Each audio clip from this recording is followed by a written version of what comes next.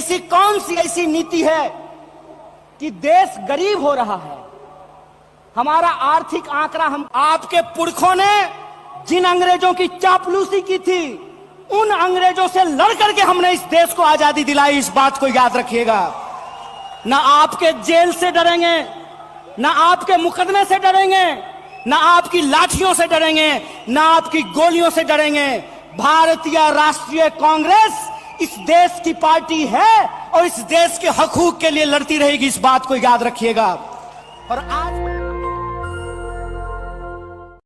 दोस्तों, सबसे पहले मैं एक नौजवान होने के नाते भारतीय राष्ट्रीय कांग्रेस की जो मौजूदा स्टीयरिंग कमेटी है, उसने जो संविधान में एक संशोधन किया है कि पार्टी प्रतिनिधित्व में हर एक स्तर पर 50 वर्ष से कम उम्र के व्यक्ति को 50% तक सीट जो आरक्षित किया गया है, मैं इस देश के नौजवानों के बिहाफ पर भारतीय राष्ट्रीय कांग्रेस को कोटि कोटि धन्यवाद करना चाहता हूं।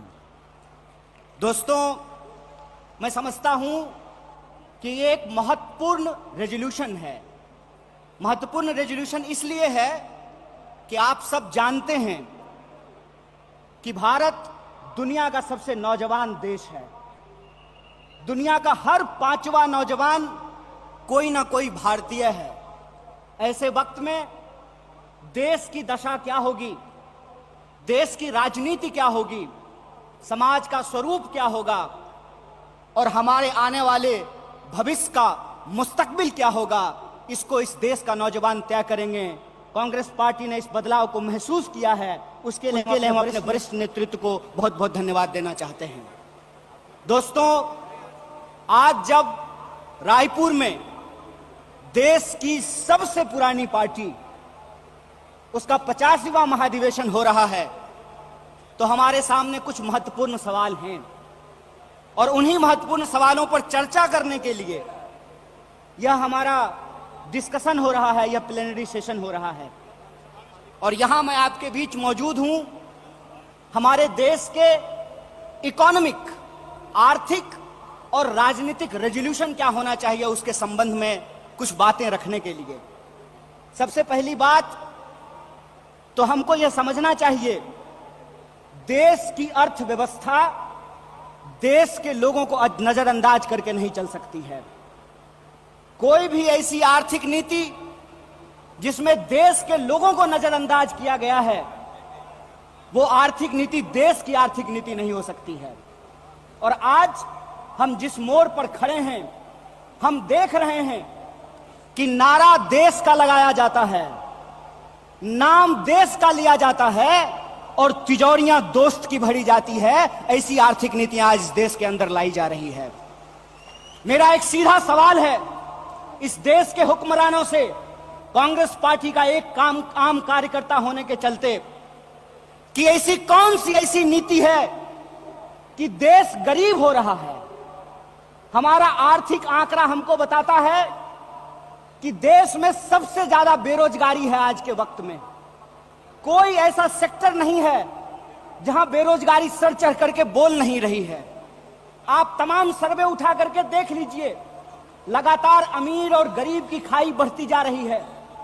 इस देश के संसाधनों पर मुट्ठी भर लोगों का कब्जा होता जा रहा है। वैसी परिस्थिति में जो देश की संकल्पना है, जिसको महात्मा गांधी ने देखा है, जिसको मौलाना अबुल कलाम आजाद ने देखा है, जिसको सुभाष चंद्र बोस ने देखा है, जिसको श्रीमती इंदिरा गांधी ने देखा, जिसको स्वर्गीय राजीव गांधी ने देखा, जिसको इस देश की संविधान ने इस रूप में वर्णित किया है कि देश देश के लोगों से बनता है। जब देश देश के लोगों से बनता है तो आप मुझे बताइए कि देश कैसे गरीब हो रहा है और देश के 2-4 पूंजीपति कैसे अमीर हो रहे हैं। यह कौन सी ऐसी जादू की छड़ी है जो मौजूदा सरकार चला रही है। आप मुझे बताइए कि आम लोगों की आमदनी घटती जा रही है और देश के 1-2 पूंजीपति दुनिया के अमीरों की सूची में जाकर के शुमार हो जाते हैं। मैं यहां यह बात स्पष्ट कर देना चाहता हूं, हमारी पार्टी अमीरों के खिलाफ नहीं है, हमारी पार्टी पूंजीपतियों के खिलाफ नहीं है, हमारी पार्टी उद्योग धंधों के खिलाफ नहीं है, हमारी पार्टी उद्योगपतियों के खिलाफ नहीं है। लेकिन हम ऐसा देश नहीं चाहते हैं जहां आम लोगों के पास रोटी नहीं हो और प्रधानमंत्री के पास चलने के लिए 8,500 करोड़ का विमान हो। हम ऐसा देश नहीं चाहते हैं कि इस देश के आम लोगों के हाथ में शिक्षा नहीं हो, कलम नहीं हो, स्लेट नहीं हो, कंप्यूटर नहीं हो, मोबाइल नहीं हो, और इस देश की जो सरकारी संपत्तियां हैं, बीएसएनएल के बारे में क्या कहा गया? बीएसएनएल के बारे में कहा गया बीएसएनएल का मतलब होता है भाई साहब नहीं लगेगा। अरे भाई साहब नहीं लगेगा तो आप मुझे बताइए कि जियो धन धनाधन कैसे करेगा? यह सवाल आज इस देश के सामने खड़ा है। सरकार क्या करेगी? यह सवाल मैं पूछना चाहता हूं इस देश के नीति निर्माताओं से कि अगर एयर इंडिया नहीं होगा, जब देश में नहीं होगा एयर इंडिया, तो आप बताइए क्या करेंगे ज्योतिरादित्य सिंधिया? जब एयर इंडिया नहीं होगा, जब रेलवे नहीं होगा, जब बीएसएनएल नहीं होगा, तो मैं कहता हूं कि इस देश में मंत्री की क्या जरूरत है? जब देश में जनता नहीं होगी तो फिर इस देश में सरकार की क्या जरूरत है? जब देश में स्कूल नहीं होगा, अस्पताल नहीं होंगे, सड़कें नहीं होंगी, तो आप मुझे बताइए कि फिर संसद की क्या जरूरत है? इस देश की जो पूरी की पूरी संकल्पना है, उस संकल्पना को आज एक बार फिर से कांग्रेस के राष्ट्रीय महाधिवेशन में पुनर्विचारित करने की जरूरत है। देश का मतलब होता है देश में रहने वाले लोग। डीडी नेशनल पर एक कार्यक्रम आया करता था, नेहरू जी की किताब है discovery of India. Discovery of India के एपिसोड में नेहरू जी आम लोगों से पूछते हैं कि बताइए कौन है भारत माता? किसको भारत माता कहते हैं? भारत माता इस देश में रहने वाले लोग हैं। जब हम भारत माता की जय बोलते हैं तो भारत माता की जय बोलने का मतलब है इस देश के 140 करोड़ लोगों की जय। और 140 करोड़ लोगों की जय का मतलब है कि 140 करोड़ लोगों के हाथ में पढ़ाई हो, 140 करोड़ लोगों के हाथ में काम हो, 140 करोड़ लोगों के लिए रोजगार की व्यवस्था हो, 140 करोड़ लोगों के लिए इलाज की व्यवस्था हो, 140 करोड़ लोगों के लिए चलने के लिए सड़कें हो, गाड़ियां हो, रेलवे हो, हवाई जहाज हो।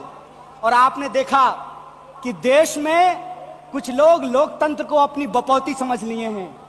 अभी जब मैं हवाई जहाज की बात कर रहा था तो मुझे दिल्ली एयरपोर्ट याद आ गया। दिल्ली एयरपोर्ट पे भारी जो है सिक्योरिटी फोर्स आई थी हमारे एक नेता को गिरफ्तार करने के लिए।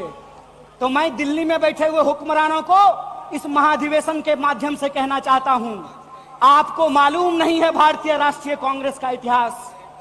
आपके पुरखों ने जिन अंग्रेजों की चापलूसी की थी, उन अंग्रेजों से लड़ करके हमने इस देश को आजादी दिलाई। इस बात को याद रखिएगा। ना आपके जेल से डरेंगे, ना आपके मुकदमे से डरेंगे, ना आपकी लाठियों से डरेंगे, ना आपकी गोलियों से डरेंगे। भारतीय राष्ट्रीय कांग्रेस इस देश की पार्टी है और इस देश के हकूक के लिए लड़ती रहेगी। इस बात को याद रखिएगा। और आज के समय में जो आर्थिक लूट की नीतियां चल रही हैं कि प्राइवेटाइजेशन ऑफ प्रॉफिट और सोशलाइजेशन ऑफ लॉस, फायदा होगा तो अदानी का और नुकसान होगा तो एलआईसी का, ये हम नहीं चलने देंगे। इस बात को आप याद रखिएगा। फायदा होगा तो प्रधानमंत्री जी के दोस्त का और नुकसान होगा तो इस देश के आम लोगों का पैसा जो एसबीआई में पड़ा हुआ है उसका, ये हम नहीं चलने देंगे। इस बात को याद रखिएगा। इसीलिए हमारा पॉलिटिकल और इकोनॉमिक रेजोल्यूशन ये है कि भारतीय राष्ट्रीय कांग्रेस इंडियन कॉन्स्टिट्यूशन का सेफ गार्ड है। हम इंडियन कॉन्स्टिट्यूशन के पहरेदार हैं, हम इंडियन कॉन्स्टिट्यूशन के असली चौकीदार हैं। इस बात को याद रखिएगा। और इंडियन कॉन्स्टिट्यूशन इस बात को रिजॉल्व करता है, we the people of India. और यह जो we the people of India है, इसमें इस देश में रहने वाले वो तमाम लोग, चाहे हिंदू हो, मुसलमान हो, सिख हो, ईसाई हो, जैन हो, पारसी हो, बुद्धिस्ट हो या वैसे भी लोग जो किसी धर्म को नहीं मानते हैं, वो सब भारत के लोग हैं और उनके हकूक के लिए, उनके अधिकार के लिए, कल्याणकारी राज्य की अवधारणा को बचाए रखने के लिए भारतीय राष्ट्रीय कांग्रेस संघर्ष करेगी। और यही जो पॉलिटिकल रेजोल्यूशन है कि हम देश के लोगों के बुनियादी सवालों के लिए रोजी रोटी, कपड़ा, मकान, शिक्षा, स्वास्थ्य, सड़क, बिजली, पानी और इस देश के संविधान के लिए संघर्ष करते रहेंगे। इसी आशा और उम्मीद के साथ आप तमाम सम्मानित मंच और आप तमाम प्रतिनिधियों का एक बार पुनः स्वागत करते अपनी बात को खत्म करूंगा। शुक्रिया। इनकलाब जिंदाबाद। जय हिंद, जय भारत, जय कांग्रेस।